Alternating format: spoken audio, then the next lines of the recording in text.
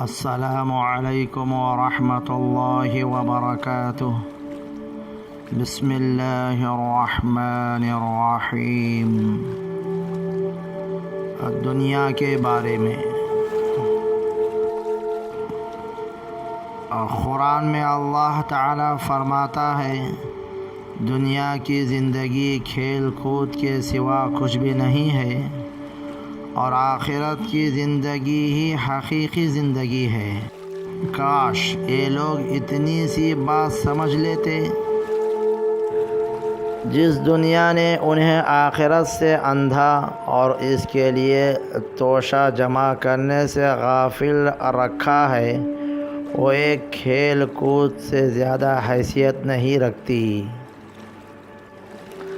دنیا کے کاروبار میں مشغول رہتا ہے، اس کے لیے شب و روز محنت کرتا ہے، لیکن جب مرتا ہے تو خالی ہاتھ ہوتا ہے۔